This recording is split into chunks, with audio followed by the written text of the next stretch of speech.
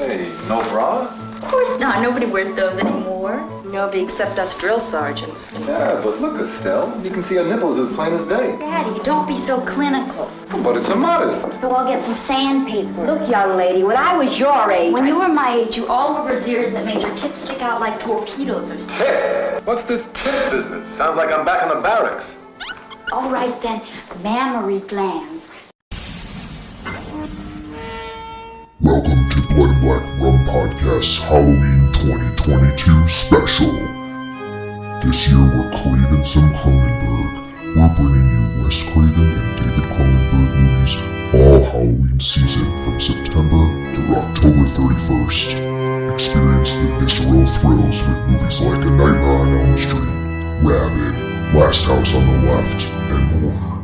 Hey guys, welcome back to the Blood and Black Rum Podcast. I'm Ryan from Closeploitation.com, and I'm joined by my co-host Martin. How's it going? We're doing pretty well. We're knee deep into the Halloween season on our podcast here. We've been doing the Craven some Cronenberg month for, well, I always say month, but I truly mean season. Craven some Cronenberg season. For the last two episodes, and we've covered a Craven movie and we've covered a Cronenberg movie.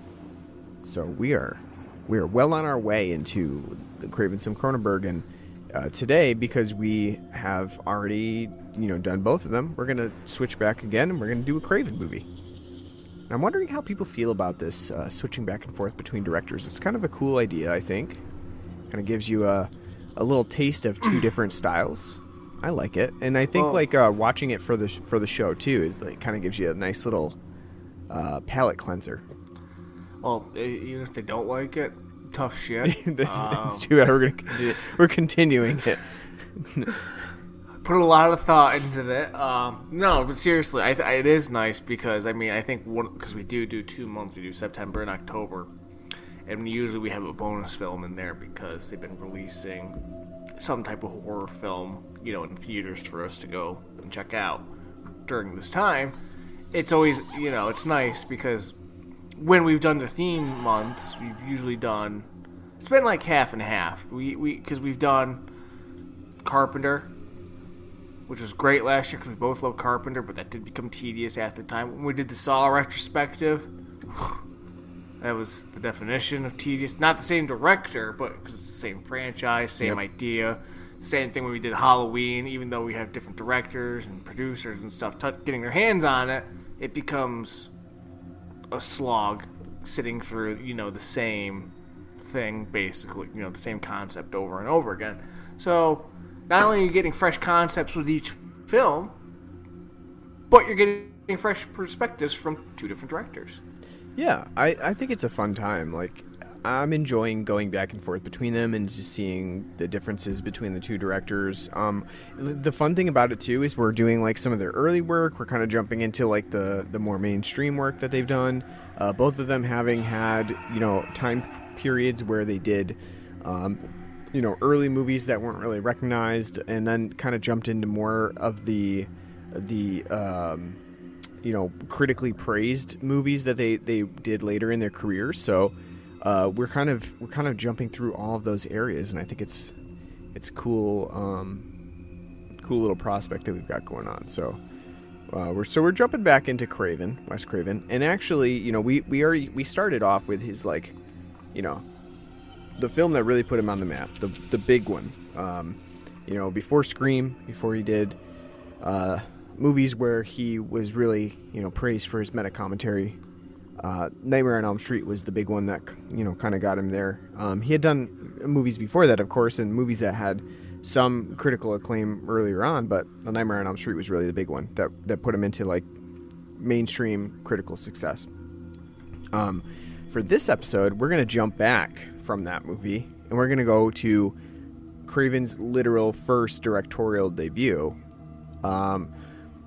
Prior to his direction, he was a producer on hardcore porn movies. So that was he was kind of doing that on the side for his work in film, and a lot of people got their start that way, especially during the time frame of the 70s, when 42nd Street was really big, porn was really making a comeback. There was a blossoming of sexual content at that time, and it was all the rage to make porn, to make XXX movies that you were going to actually show at a theater in New York City. And so a lot of people got into that before they really started making a name for themselves in normal, I guess we would call it normal movies, movies that don't have full-on penetration. So we're in the midst of that, and Wes Craven gets a call from Sean Cunningham, no less. Sean, as you know, would go on to make Friday the 13th. And in this case, he was kind of the producer on the movie, and he asked Wes Craven to write and direct it. And what became of that was Craven's first movie, The Last House on the Left. And for Last House on the Left, we do see in this, early 70s movie a lot of similar ideas to every Rob Zombie film. No, I was actually even the new Munsters. Yeah, no, I was actually going to say that we have a lot of crossover between this movie and the X-rated movie, the triple X-rated movies that were coming out at the time that Craven was working on. The Last House on the Left is not a hardcore movie, but it does have instances that could cross over into it. And actually, during the 70s too, one of the big things that producers try to do with these movies, and you'll see it kind of in movies that had like foreign releases, they would love to take like a regular movie that was shot and it didn't really have pornography in it, and they would love to insert hardcore scenes that had didn't have the actual actors in it.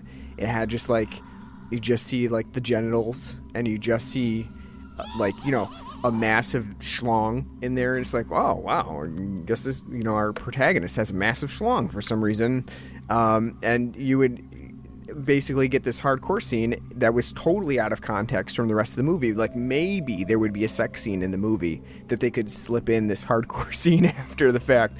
And we see that kind of in a lot of different movies, like Thriller being one of the big ones. Like Thriller, A Cruel Picture is kind of in the same vein as The Last House on the Left, in that it's like a rape revenge type movie. And that one does feature very unnecessarily like lots of graphic, gratuitous, hardcore sex. Like that's also meant to be like rape. And it's definitely not a movie that you watch and you're like, wow, that was totally necessary to have like hardcore pornography in this movie. They did it with a lot of things though. But you don't get that with The Last House on the Left. But what you do get is a movie that really pushed some boundaries, and at the time was banned in a lot of different areas because of its violent content, the rape and molestation that takes place in it, and basically the implication of what it's saying, of the brutality of the themes of the movie. So I'm wondering, had you seen the movie or known about it prior to doing it for the podcast? As stated before, I have not seen the film, but I know about the film. Mm-hmm. And I've known it's Wes's first foray into proper filmmaking, outside of his original pornographic works. So yeah, I mean, Wes, he was really not, he wasn't like, he was making pornographic movies, but he wasn't like, I don't know, I don't know how to describe it. Like he was not really directing them or anything like that. He was more just like in the background for making the pornographic movies. So he was the guy yelling, "Show us your boob." Yeah, he was giving directions. He was like, turn to the side. We can't see enough. But and also he was a professor at the time too. At Clarkson. Yeah, which was not. It wasn't Clarkson University at the time, but it was Clarkson Tech. It's basically Clarkson. And so it's an interesting shift for him to move from Clarkson as a professor and pornography to directing a film. But The Last House on the Left, in 1972, it really put him on the map, and maybe not necessarily in the best light, for this type of film, because he definitely took a lot of flack for this movie particularly. Because we're talking about a time period when there weren't really a lot of movies that were pushing boundaries like The Last House on the Left does. And it does deal a lot with the sexual awakening of the 70s, as we'll talk about with the kind of the dialogue that it gets into. And then also it deals a lot with violent overtones of the American society at the time. And we'll talk about that too, like the themes that occur in The Last House on the Left and where those come from. What do you think about, like, how do you rectify the fact that this is where Wes Craven started versus where he wound up, with A Nightmare on Elm Street and Scream into the canon of popular culture? It's kind of weird to think about him starting out with The Last House on the Left. Yeah, it is, but I don't know if, this is, like I said, I haven't really done the reading that you've done on this. I'm going to do that after the fact. But my mind kind of piecing it together is, if, him working on pornographic films, so having that experience, shooting sex, nudity, etc., being familiar with it, jumping into filmmaking, and then kind of taking the next logical step. If you're gonna, like, okay, I can't make a porno and sell it, how can we kind of extend that? Well, what if we made a film where these people are put into uncomfortable situations and rape? Because I don't know what cause, and again, you would be somebody more, because I haven't really seen a lot of, like, the whole rape revenge film. I know of, films. It's not a genre that I've really, sat down and said, I'm going to watch this today. So, things like I Spit on Your Grave and stuff I haven't seen. Know about them, but haven't seen. So, and with a lot of that being coming out in the early to mid-70s, my question is kind of like trying to piece that then with, like, the time period. Like, what's the implications that they're, the things that they're trying to say in the film? I'm not exactly sure. That's always something that's kind of always left me, a little stupefied. Because, thinking back to the 70s, like the whole vigilante, premise I get, blaxploitation, I understand, where that's coming from. This as, like, a type of film and genre has always been one where You mean like the rape revenge genre in itself? That, and you just pushing it there. Just because I think overall the 70s, the late 60s, and especially, into the 70s, for filmmaking was very much not just with, like, grindhouse and stuff, but in totality was, like, just like, let's push boundaries, on what we can do. I definitely think, as we talk about the proliferation of sexuality in the 70s, like, there was a time, and we, obviously we're definitely not old enough to have lived through that time, but there was a time, in the late 60s and the early 70s, you had the hippie kind of free love sort of blossoming, but there was even The Last House on the Left, it somewhat has hippie elements to it, but it was more of a blossoming of recognizing that sexuality had been pretty much censored throughout a lot of film history. In the 60s we were starting to get a little bit of that, especially in the late 60s.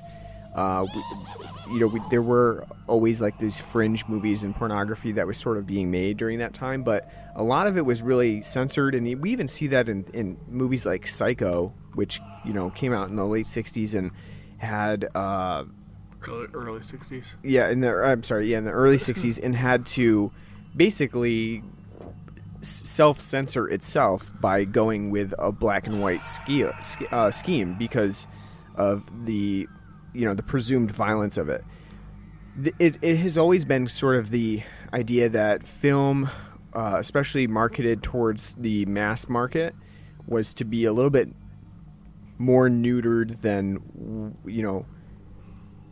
movies that you would necessarily be interested in seeing, and so that kind of happened throughout the '60s until we got to Hammer, which kind of in the mid '60s kind of pushed the boundaries a little bit, and it said, what if we kind of infused a little bit of sexuality in these What things? if she had, instead of having her bustier totally covered up, what if we took 2 buttons down? Yeah, right, exactly.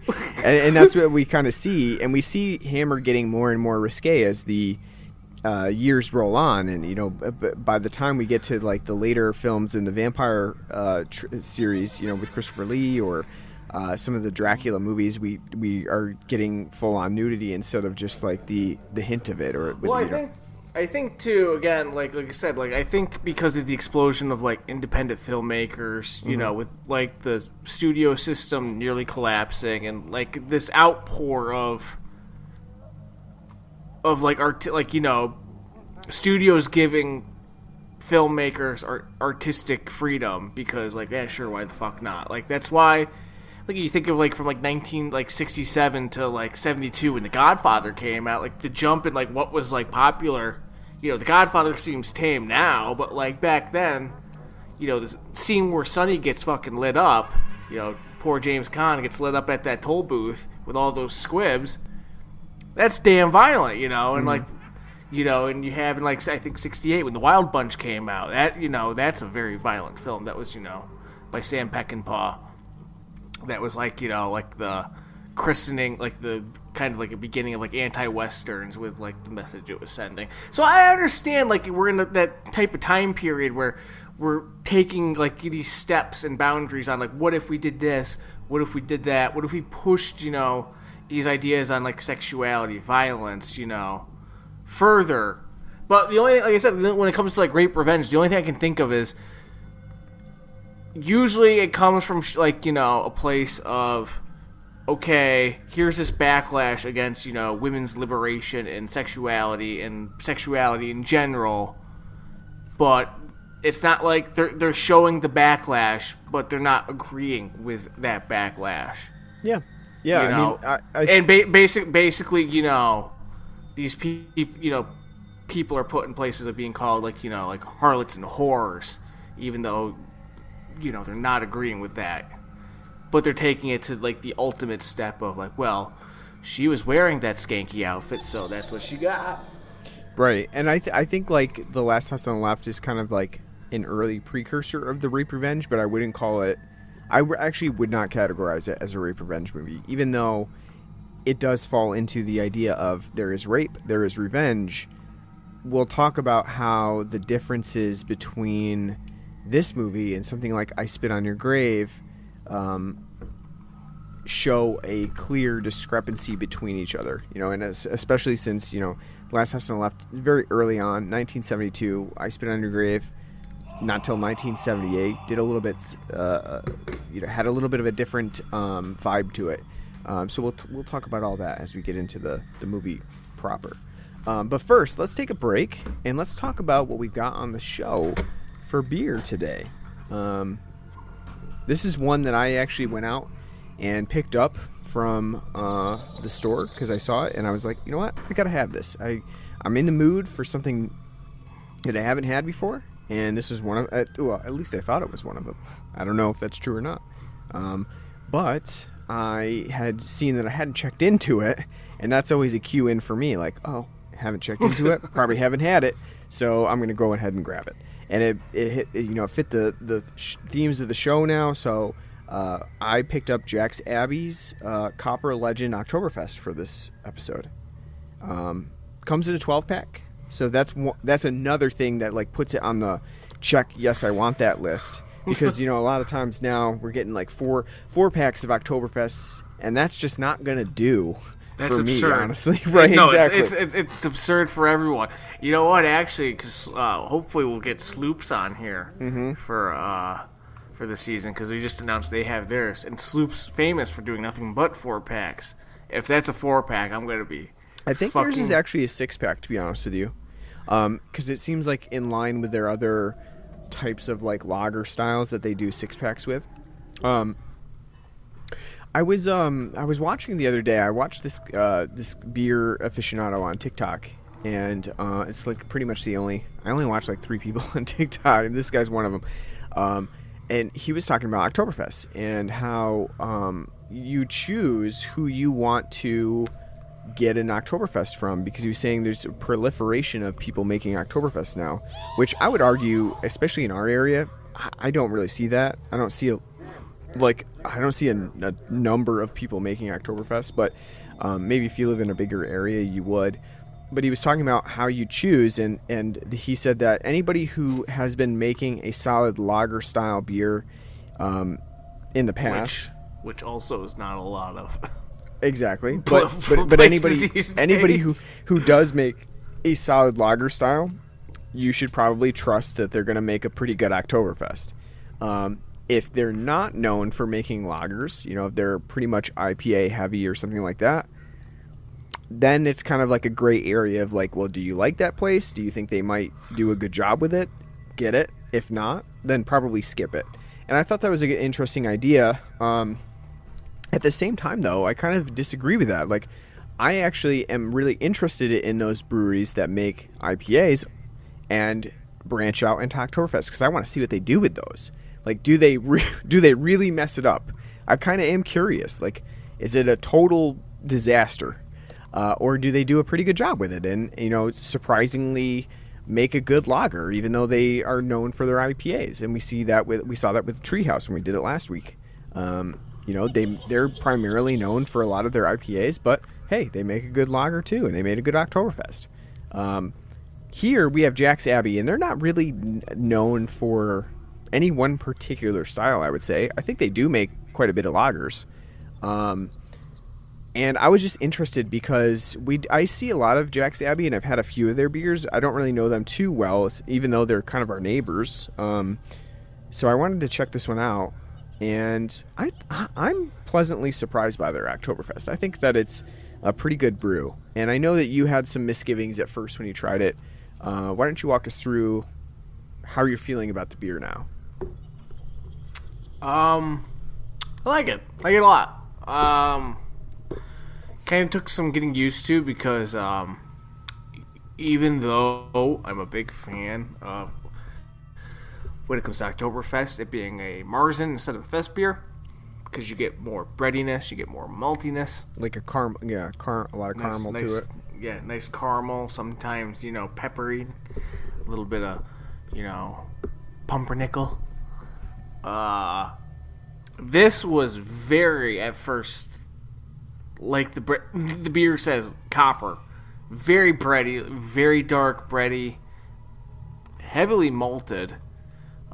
Which again I like, but it was kind of shocking. Maybe because I was drinking it on like a light stomach, so like it was very filling and a little overwhelming at first. However, after finishing up number 2 right now, I like it a lot. It's everything that I look for in my Marzen. I want them to be light and refreshing and easy to drink. I want them to also, though, be bready, malty, have that nice dark bread taste to it, and this is definitely one that's heavier, almost like the Darktoberfest, not nearly as good as Saranac's Darktoberfest, rest in peace, but it's definitely more on that side of the Marzen scale. It's definitely not one that I could sit and say I can, it's not in the crushable category. It's not, something that I could, drink a bunch of, because like I said, it is very malty. It is very bready, so even on a empty stomach, you do feel full from it. So, but I do like it a lot. It's very good. it's, pretty damn good. One of my favorites? No, I think like last week, Treehouse is much better than this, but I do think this is a fine offering. Yeah, I mean, I think that it's a really good beer. I think that they've done a good job of the Oktoberfest style. I think you're right. I think the breadiness is really pronounced in this one. We get a lot of breadiness, a lot of malt to it. It does have. I mean, you would never mistake this for you wouldn't call this a fest beer. This is definitely. I mean, even though they do technically call it, on the can, they do call it a fest beer. This is absolutely the epitome of American Marzen style because it has the caramel malt and brown malt just fucking to the extreme. So you definitely would never mistake this for a fest beer. It's not like a easy drinking lager type style. It definitely has a heavy maltiness to it. It's definitely going to be filling for you. I definitely, even though I've only had 2, I definitely feel in like a nice full, hey, I just had a loaf sort of thing going on. And at I think it's about 6%, I'm gonna guess. I have the beer right here in front of me, but I don't see the actual percentage on it. Oh, yep, 5.7. So around 6%. This isn't one that you're probably gonna be pounding down and having multiples of. But I do think it's a really good variation on the style, especially if you like your beers maltier. Definitely pours out a nice copper color. I have it in my Stein right now, actually.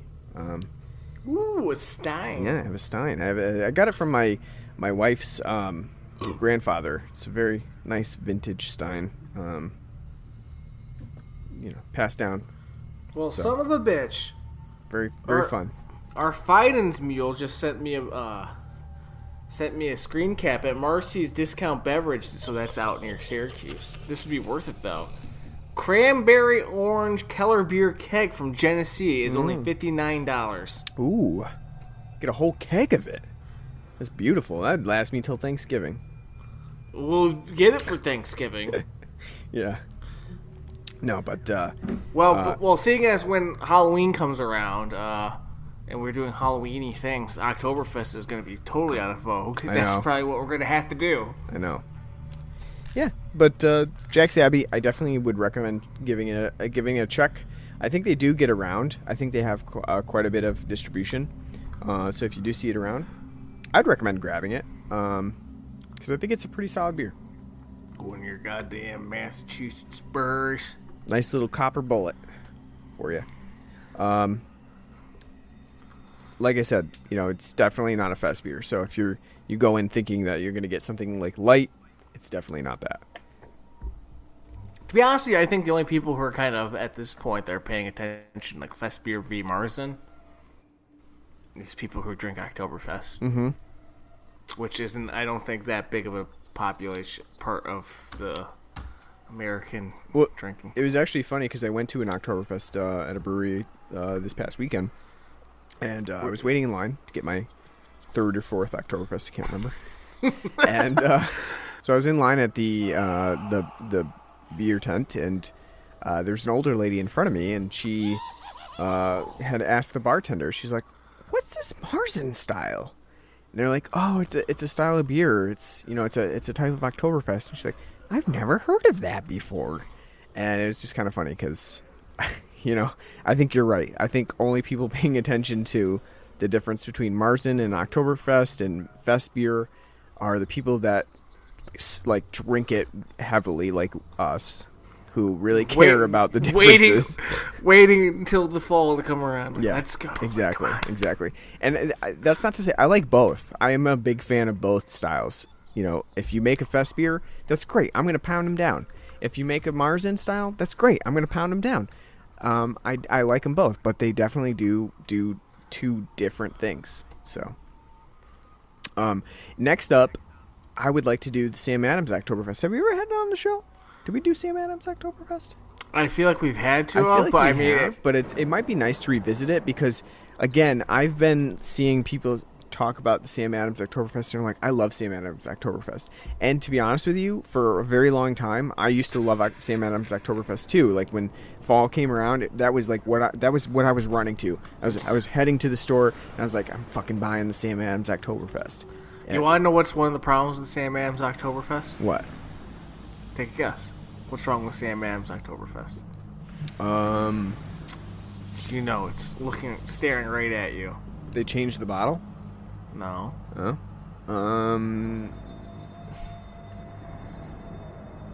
I don't know. What is wrong with it?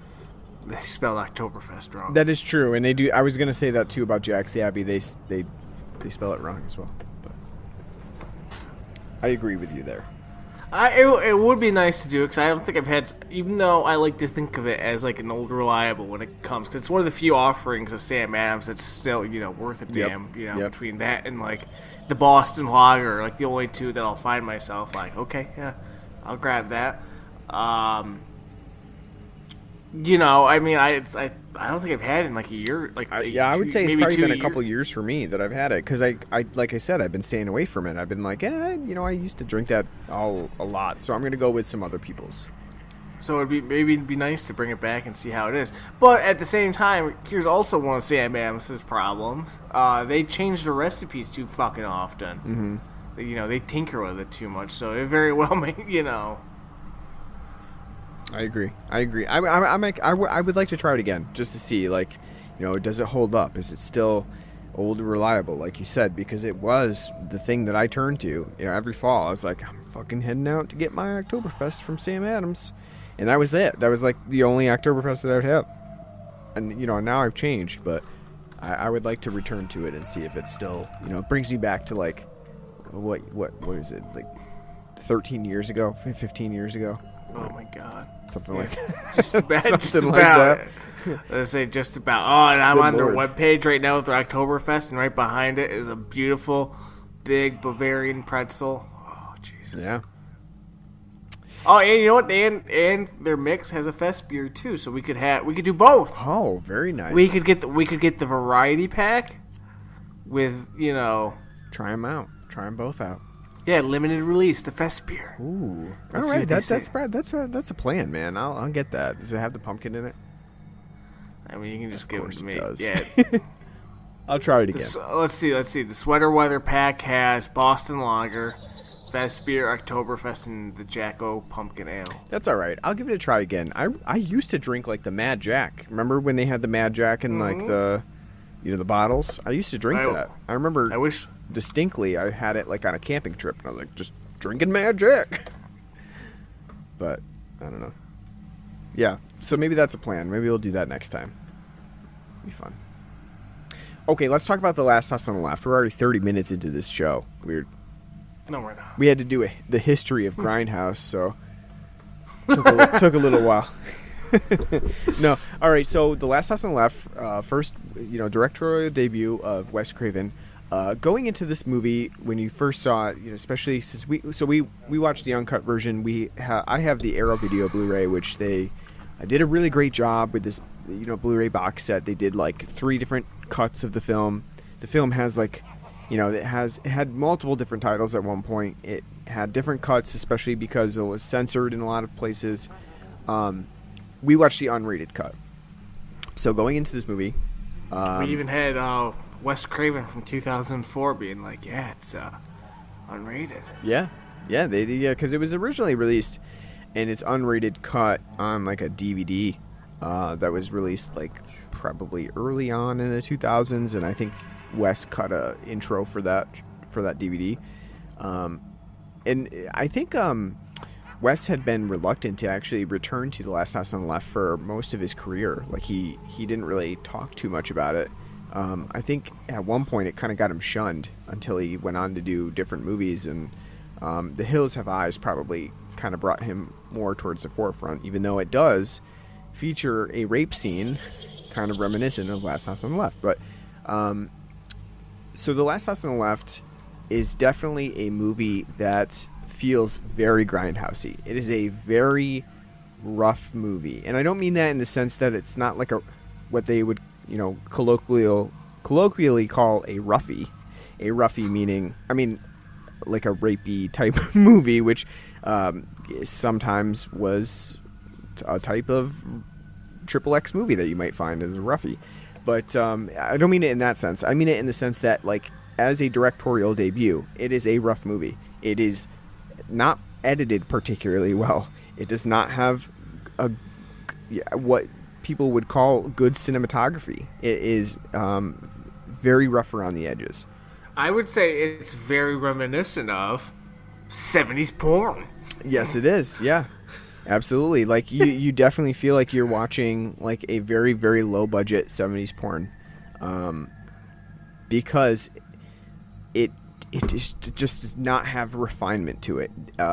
This movie was shot in 16 millimeter, which was probably pretty common for XXX movies back in the day. However, it was blown up to 35 millimeter. So that process of taking 16 millimeter and then blowing it up is ultimately going to result in a lot of like artifacting for grain. Because if you think about 16 millimeter film, it's cheaper, it's less, it doesn't have as great a quality to it. So it was already fairly grainy, and then blowing it up to 35 millimeter is kind of like taking a photograph that was like really small and then trying to enlarge it into a poster. You're going to get some definite issues with the presentation. So the only existing copies of this movie now are the 35 millimeter blow-ups, and part of that means that you're getting like an extremely grainy, less than refined movie. And I think that makes it interesting because, as the liner notes point out in the Blu-ray that we watched that you didn't actually read, those aren't liner notes. The fact that it's this thick, bounded book, make it a novella, sure. liner notes. I mean, but Stephen Thrower, who writes the essay on that, he points out the fact that like the graininess, the grindhouse nature of this movie and how it looks certainly does make a difference in the way that the viewer views the movie, because it does almost look like it has like a home video quality to it. Which is even more sorry to interrupt, sure, but it's even more accentuated now because it's in 4K. So you get to see every little grain, and while you're watching the film. Yeah, it's clear, but you still muddled presentation. Yeah, I mean, I think that home video element adds like a certain flair to the movie that you probably adheres to like the people who when you think about Grindhouse, like this is kind of the movie that you think of, the type of style that you're going to think of when you think about that. A movie that was shown at a seedy drive-in theater, with like used condoms in the yard and stuff like that, and watching it on big screen. But like just you have to have your binoculars because you're trying to make out like the actual details of the movie. That's kind of how I see Last House on the Left. So the movie itself, it kind of has a really odd kilter to it. It's a movie that has serious themes to it. It has themes of rape and molestation, humiliation, murder, and yet the film, for a lot of the portions of the movie, has almost like a sitcom-y feel to it, right? Like a 70s sort of like You ain't fucking kidding. Right? Like it has like a almost like a like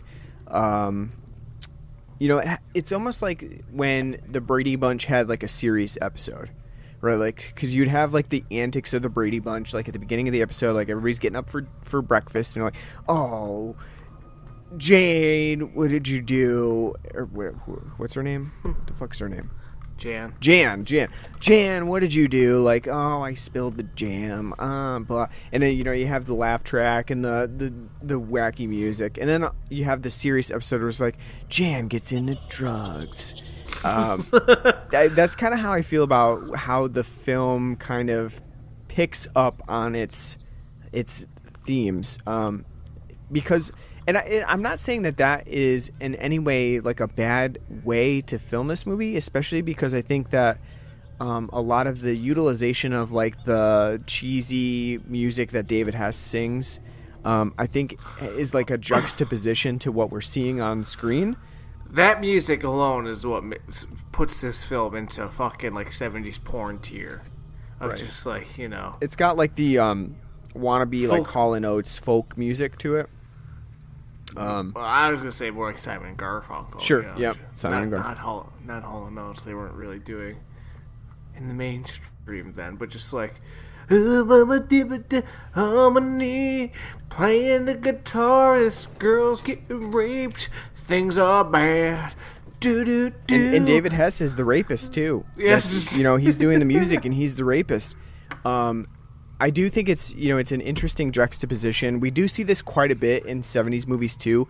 I don't know that it necessarily is all intentional, as like, you know, someone sat down and was like, hey, what if we put a jaunty tune to this rape scene? Like, it would be a good juxtaposition metaphorically for the viewer to see this jaunty tune happening at the same time that a woman is thrown face first into the dirt and, you know, pants come down.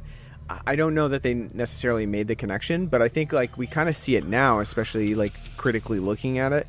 I just recently watched another movie too, Massacre at Central High, that came out from Synapse Films, and that also has a very similar style to it, where we see like lots of like kids getting blown up in lockers and stuff at school, and there's like a rape scene where, you know, they're about to rape a woman before a guy comes in and saves the day, and it's set to this very like 70s PSA style music, like don't do drugs, kids, and stuff like that. And it's the days of your lives.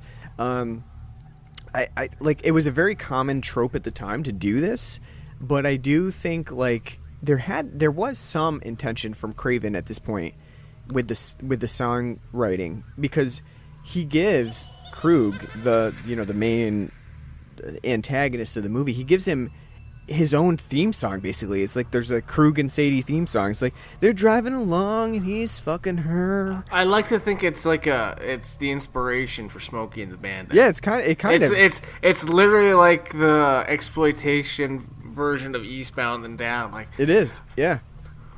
And it's even called like the Baddies theme or something like that. And it's like, you know, because this theme particularly takes place when they're driving in their convertible. They've already raped one of the girls, Phyllis, and the drug house that they're at.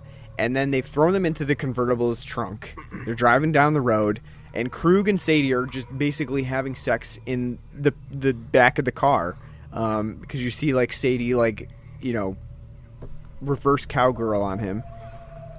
And it's just a really odd moment to have like this you know, jaunty folk ballad playing at the same time, but it does seem intentional. It doesn't seem like that someone just sat down and was like, well, David Hess wrote a song, let's throw it in the movie.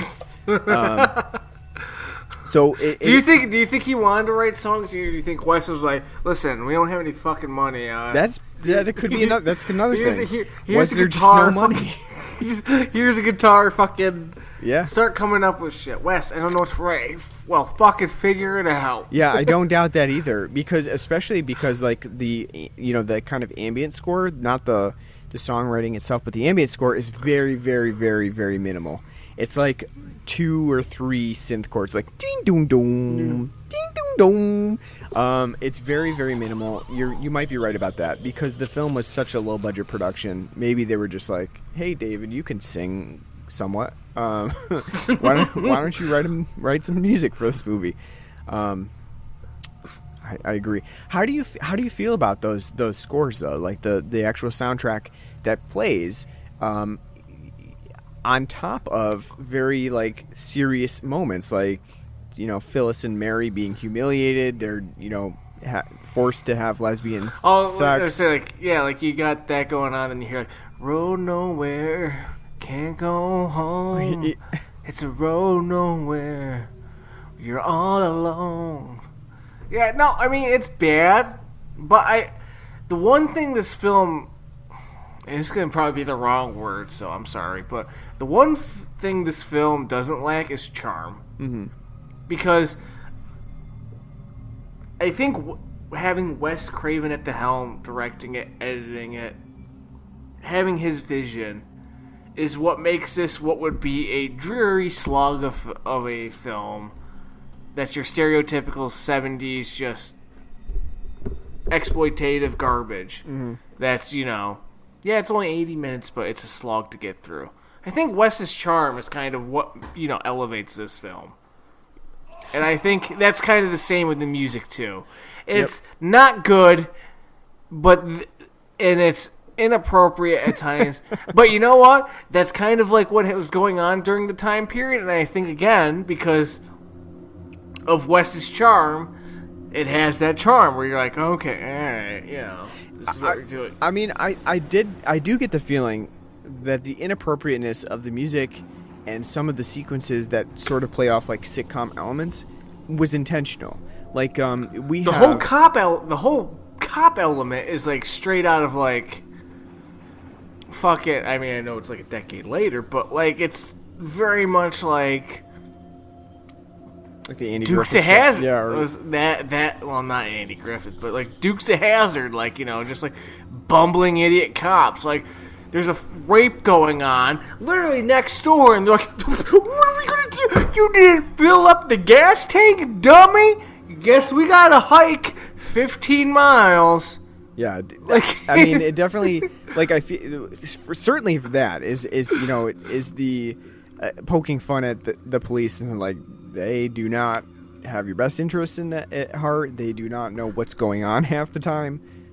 You're gonna rely on the police. No, one wouldn't fly because of that today. That alone, it wouldn't be the rape and all that in the gore, which would get this film sidelined these days. It'd be the anti-police, Blue Lives Matter. But I mean, the other thing that I really like about how juxtaposing this film is between like the sitcom elements and what's really happening is when the girls are actually, they try to score drugs. They go into the apartment and not drugs, grass. Grass. And Junior's kind of lured them in, and now they know like, oh shit, we're in trouble. Like there's a bunch of people. What do you do? What are you doing going on some random asshole's stoop and like, hey man, you got some grass? And Shia LaBeouf's like, I don't know, crackhead, I don't know. Well, it's not crack because it's the 70s, so heroin. He's heroin addicted.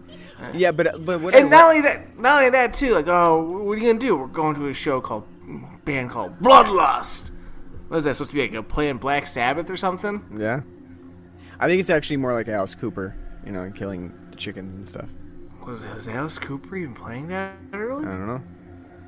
But what I like about that scene though is you have the whole scene where they're like, basically, oh shit, we're stuck in this apartment with these, people obviously probably going to be raped, and then you cut to the rich doctor and his wife who are making a cake for Mary, and they're like, oh, I don't know if I made it correctly. I'm just reading the recipe in this like, Better Homes and Gardens book. And they're it's kind of like got the goofy theme music going on, and you have they're like sharing kisses and like, oh, we're gonna have such a great birthday for Mary, and you have that juxtaposing factor of like, wow, look at how the other half lives like so differently from these 4 people that just got out of jail. It's a nice juxtaposing thing of like how we view different parts of society and how different parts of society have to act and react. Like you have the doctor figure perfectly fine, they live in a nice place, they live basically outside of town, and they live in the middle of nowhere and are enjoying their lives and making cakes and recipe books and Betty Crocker and all that shit. And then you have the drug dealers and the pederasts and stuff like that who are on the opposite side of town, and they get called the slums and everything like that. It's a very, obvious but necessary look at the different parts of society and how that acts and how that can become intertwined. And one problem of, you can't just throw everybody in the slums and say, hey, they live in the slums. We don't have to worry about those people anymore. Because you know what? That's what happened on Skid Row, and it doesn't work. You can't just throw everyone in one spot and say, you know what? We're just gonna ignore those people. They'll be okay. They'll live in their own area, and we'll live in our nice estate. And I think that's kind of what The Last House on the Left does, is it kind of brings those things together and shows what happens when you don't deal with issues, societal issues that we have. It's a very bare bones take on suburbia, though. I do think it is. I think you're right. Wes Craven has stated in interviews about The Last House on the Left, especially after the fact, that it was a response to the Vietnam War, right? So, especially the My Lai massacre, where we had American troops go in and basically massacre a bunch of people in Vietnam, innocent people, babies, women, raped women, and ultimately they came out of the Vietnam War and said, hey, it was war. We did what we had to do, right? We just murdered an entire village because we thought it was the right thing to do. And the public was kind of like, okay, it was war. That's what you do. And Wes has kind of stated that The Last House on the Left was at its extremity in some part because he was trying to show what you were basically condoning by allowing American people to commit these atrocities. You're basically saying, okay, you're fine with this.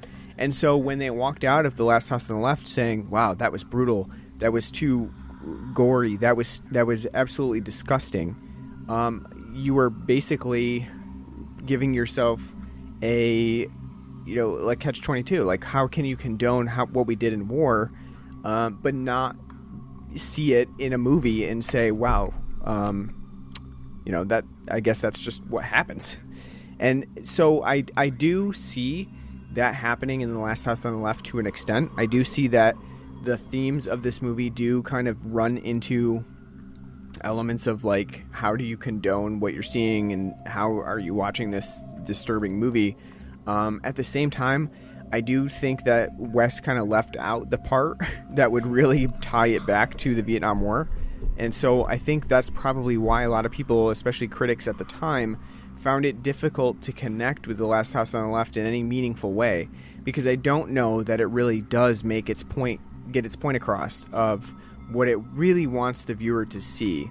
You can now, especially, glean those themes from it if you're watching, and also because of the context of how Wes has kind of pivoted The Last House on the Left to be defined as. But I don't know that the film really gives you all of that context, and it certainly doesn't give you enough context to think like this is post-Vietnam War, this is making a statement about that. At best, it makes a statement about what happens when a family needs to get revenge. And even that, I think, is kind of lost in the themes of, like, what is Wes really telling you about this family getting revenge? Because they seem to be having some sort of enjoyment about getting this revenge. And even at the end of the movie, though they seem like very tired and very worn down, they still got the revenge that they wanted. And it, in part, did help them get over their daughter's death. So I'm not really I don't think that it goes far enough to say, like, is revenge bad? Like, does it create a cycle? I think it's missing some elements to it that would really cement those themes. What do you think about that? No, I agree. I mean, I didn't really get any Vietnam analysis out of this. I know it's during the time period, and we're only a couple years away when this film comes out from Vietnam wrapping up with the fall of Saigon.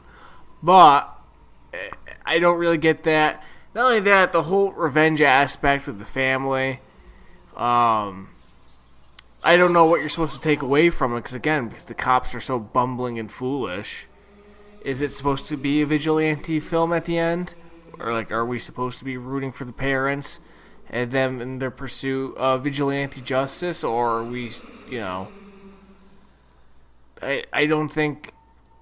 I think because they make the cops so bumbling and foolish and stupid, that's what you're supposed to kind of glean from it, but I don't know if that's what Wes wanted. Right, like Especially with his track record. Granted, I think in almost every Wes film outside of Nightmare on Elm Street, because John Saxon, cops are always bumbling fucking idiots. That's part of Dewey's charm in the Scream franchise is that he's a lovable goof, and these cops aren't like they're not supposed to be just bumbling fucking idiots that you detest. They're portrayed as like cartoon characters, like they're Tom and Jerry. Yeah, and I think that's an interesting element to it too, is that you don't really know what you're supposed to take from this. Like, is it that the family has no choice but to go after these people themselves because they don't have any faith in the police force? Or is it that like they should have waited for the police, but they took matters into their own hands and now they have to kind of live with that? It's not really clear.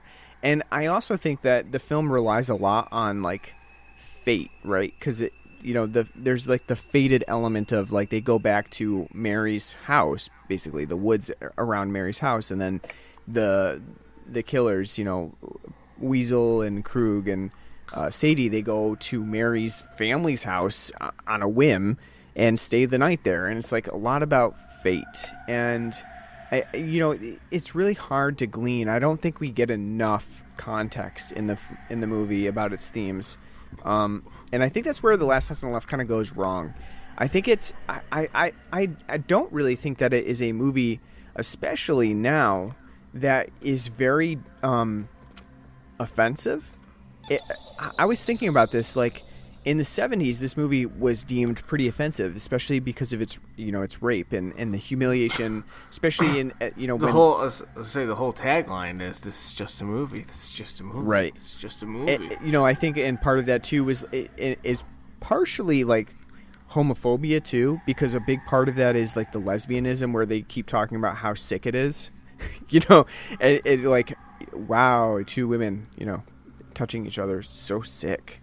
I do think there's an aspect of homophobia in there too that kind of comes out. But if only Wes was directing porn in the 90s, right, 2000s, where.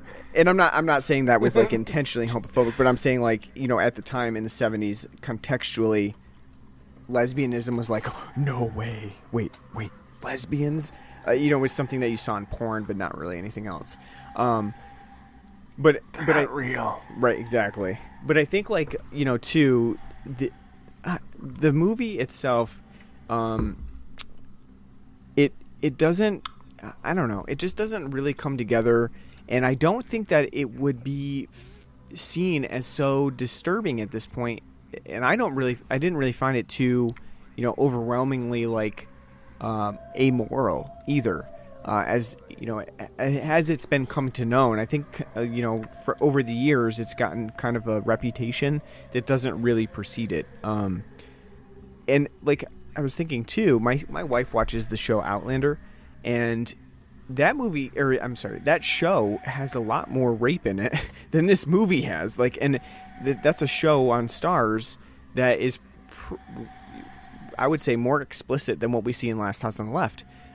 It's just kind of interesting how we've progressed as a society within media, that now things that would have been considered absolutely taboo, censored, or even banned has now become like stuff that you just see on TV. I don't think that The Last House on the Left has it's an extremely explicit presentation. What did you think about that? Like, knowing, because you hadn't seen it, knowing the storied history of this movie and, how it's been notorious, what did you think about, like, what actually was presented to you? I mean, I didn't have a problem with it. I'm not saying about the content. I didn't really have a problem because we're 50 years out now from when this film came out. What we've seen in films in the past 20 years, is a lot different than, so I mean, like, this in comparison does come off as tame. The rape elements and the violence, though not overly graphic, is still very visceral. and, hard to look at because more of the context of the situation than what's actually going on. Because, again, I think this film kind of works in the benefit of, as we always have said in the podcast for 1,000 times, less is more, especially when it comes to horror films. With the rape and the violence that does happen, I think because by today's standards, it is so kind of toned down and more kind of off-screen, and you're supposed to avert your eyes, that makes it more effective than the more what we see in today in film and TV, where it's incredibly over there for you to, watch. So I still think it's effective, and it's, brutality and what it's trying to portray. But overall, it's definitely not anything that if you've seen horror films or, violent films in the past 20 years, you're gonna really be offended by. And especially, and we didn't mention this, but when this film got remade in the the late 2000s, that was prime time for this film to get remade, because that was in the boom, in the heyday of the Saw, Hostels, what was going on with, the gore, torture porn that was going on there. So it would make sense for this film to get remade during that time period to kind of up that ante, why would you want to see Last House on the Left from 35 years ago when we could be doing this? Which I haven't seen the remake, so I don't know what they did to it to kind of make it differentiate, But that was part of the horror, that was the main part of the horror scene back then. So I can totally see why they would want to revisit it during that time period. But I think, this still kind of holds up today for the effectiveness of what Wes actually did. If that makes any sense. Yeah, I mean, it definitely does. I think that, this, I think this is definitely, you can see this is Wes's first movie. There's lots of issues with it. The writing is an issue. I don't think that it is his best work as a written film. I don't think that is his best work directing, and it's certainly a very rough movie. I think we would see him really come into his own with The Hills Have Eyes. I think he kind of learned from The Last House on the Left, and then he took The Hills Have Eyes in a different direction, but still maintained the grindhouse exploitative elements of The Last House on the Left, and kind of gave it some direction that I think The Last House on the Left is kind of missing. And I think that's what probably in 1972 when the film released, I think that's what people were seeing, is that the film lacked direction as to how they should feel about the things that were happening. And so that was a little bit more disturbing to them than anything else. The fact that it's not clear. Are we supposed to kind of see the revenge as the only warranted option? Are we supposed to see this as sort of a moralistic movie about don't be hoes in the slums? I mean, it doesn't really give us very much identification. And the other thing that's kind of weird about this movie too is the family is not even really that broken up about Mary being killed. I mean, yes, they're upset, but they go back home, and then her mom kind of acts very normal, not even in shock or anything. Hold on. Not only that, the whole plan to get revenge is dumb. And how they do it. He sets up Home Alone booby traps, and then the mom goes out and lures Weasel out into the pond to give him a blowjob. Yeah. And then bite his dick off. What part? Do you think she came up with that, or do you think the husband's now, honey, this is the one time I'll consent to you to fellatio you? Wouldn't you think she'd be absolutely, totally disgusted? Where the last thing that she would think of would be I'm gonna put his dick in my mouth and then bite it off. Literally anything else. I mean, it does have a good scene where she accidentally unzips the zipper. I mean, I say that in quotes, accidentally unzips the zipper, and she's oh my gosh, I got your tiny thing stuck in the zipper. It's kind of. And then Weasel's like, hey, it's not little. You just caught me by surprise.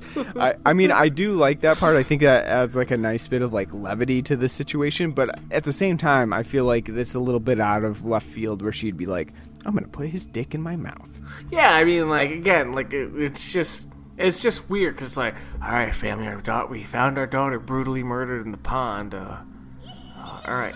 I'm going to rub whipped shaving cream on the ground. You go out there and give this guy a Hummer like he's never had before. The other thing that I do find weird, too, like, now that we mention that, is the fact that the film kind of draws attention to after they kill Phyllis and Mary in the pond, they, like, kind of all stand around like, oh, kind of feel bad about that. And then go back to exactly the way they were prior to feeling bad about that. I don't really understand that moment either, because it's like, do they have remorse? Because they certainly don't show it later on. They don't act like they had remorse ever. I don't really, like, I'm not really sure what that is implying. You know, when they wash the blood off at the river, yeah, and they're like, yeah. Like, we kind of killed those people, right?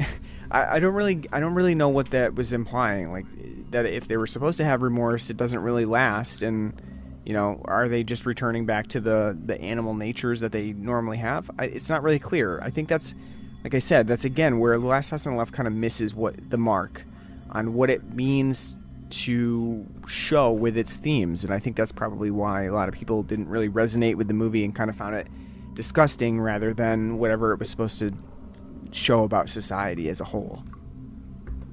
Oh, and you're right too. I typed in Alice Cooper in Wikipedia, and when I hit 1970s, the first line is after the chicken incident. Yep. So is that. What do you think? What do you think about? We don't ever need to wear bras again. I just liked at the beginning of the movie. Where tits, yeah, tits. Her dad is like, I see your nipples. It's like, Dad, stop looking. Why are you looking so much? Tits. That's what we used to call them in the army, in the service. I feel like I'm in the service. I know. There's a few lines in this movie that definitely are like suspect. Where you're like, a man wrote that line. You know, well, the mailman dropping off fucking letters. Yeah. He's like, every letter for Mary Cunningham. Well, you wouldn't know that she's the only 17-year-old in town. But what a piece of 17-year-old she is. I know. He's like, I'd like to hit that. It's like, whoa, just deliver the mail. God. That's right. Stop going through it all. Just fucking deliver it. Put it in the mailbox.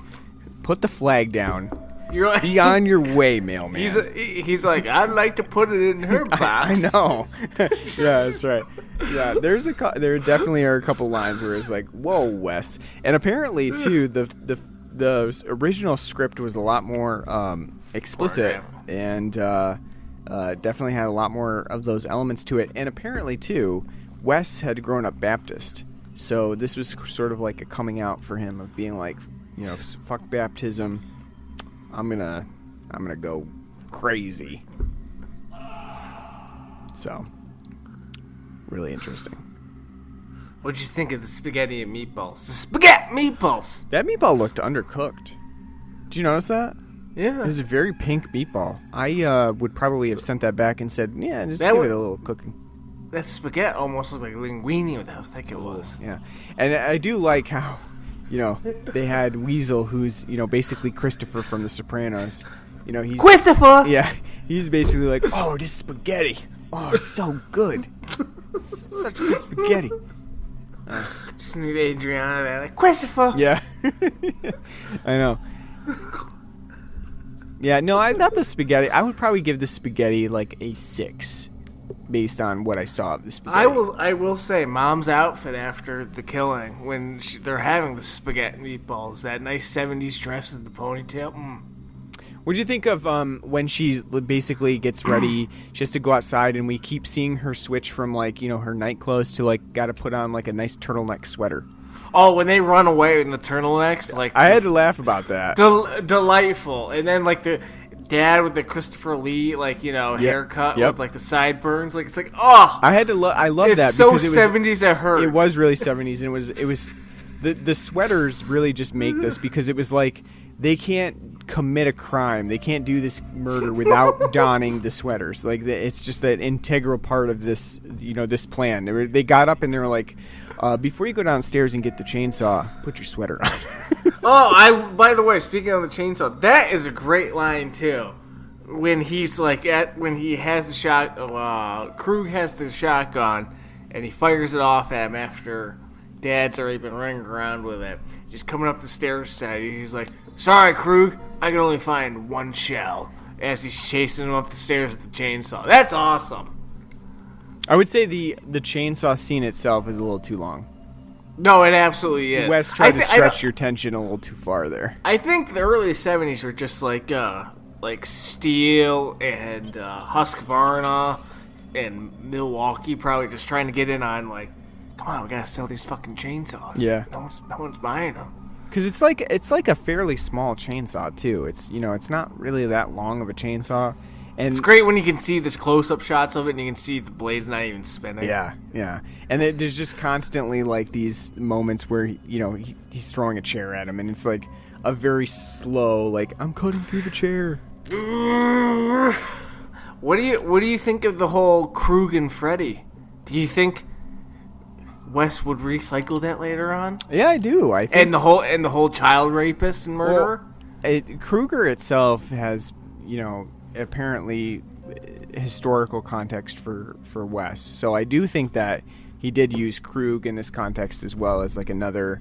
I also do think it comes from A Clockwork Orange too, in some part, because it does have a similarity to the film or the book, because the film I don't think this did come out. Clockwork Orange did come out before. Yeah, it did. Yeah, I know. I would probably say the film, and I do think it was sort of like a reference to the Droogs of A Clockwork Orange, because it has that similarity to it as well of like the band of misfits and stuff like that. I think that it might have had some reference to Clockwork Orange too.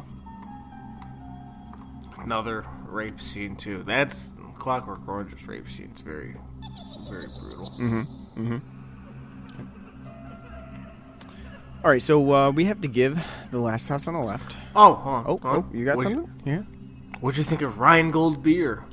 When I looked it up, apparently at one point it was 35% of New York's. I thought you were going to say 35%. It's like, wow, that is a strong beer. It wouldn't be a beer. No, it's 35% of the state's beer, but it kind of, and I think in 76 it went out of business because they couldn't compete with national brands, so they went. Because I was like, what the fuck is that? Like, when they're drinking, the beer, I'm like, is that old Milwaukee? Kind of like an old Milwaukee label. And then when, you see it close up, it's Rheingold. Yeah, I didn't really notice it, but drank a lot of Jim Beam in this film too. That's right. So, on a scale of 0 to 10 racist portrayals of a woman transporting chickens, what would you give The Last House on the Left? Oh, poor 8. Yeah. I'll give it a 7 out of 10. I think Wes's charm is kind of what carries the day in this. I think without his kind of charm that he kind of puts to films, the film would be much, lower rated, because the cinematography's not that great. The music's awful. The acting, for the most part, is terrible. It's got all the makings of it to not be a film that's good. But I think Wes's charm and how he kind of constructs things, it ends up being, even though it is, and I can't stress it enough, an exploitation, a rape revenge exploitation film. It does have his kind of charm and wittiness to it. It's only 84 minutes. It's a pretty easy watch. The violence in it is pretty tame by now, by today's standards. The fact that they use less is more as a technique, a lot of it off screen, not really seen, makes it easier to watch when you get to see the actual violence on screen. That's what makes it that much more visceral. As you said, I think the script and kind of the point of the film is meandering and kind of incredibly lost.